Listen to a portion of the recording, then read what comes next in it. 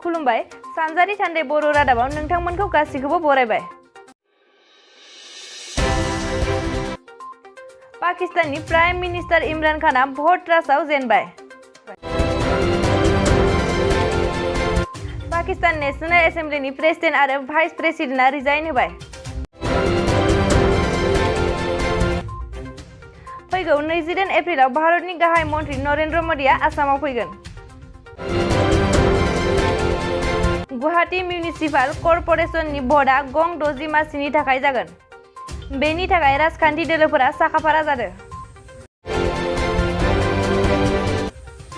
बलिउडनि मुंदांखा फावखुंग्रि श्रुति हुसेनआ गुवाहाटीआव फैदों। तेजपुर पुलिस स्टेशननि इनचार्ज मिन्टु बर' आरो बेबिजिया पुलिस स्टेशननि दिगन्त सैकियाखौ सासपेन्ड खालामदों। इउकेनि प्राइम मिनिस्टार बोरिस जनसनआ इउकेनि प्रेसिडेन्ट जेलेनस्कीखौ काइफ सहराव लोगो हमदों। इउनिभार्सिटि ग्रेन्ट कमिसननि अफिसियेल टुइटार एकाउन्टआ हेक खालामजादों। शाहरुख खाननि पठान सावथुनखौ 2023 मायथाइनि 25 जुलाइआव रिलिज होगोन। गोजोन्थों।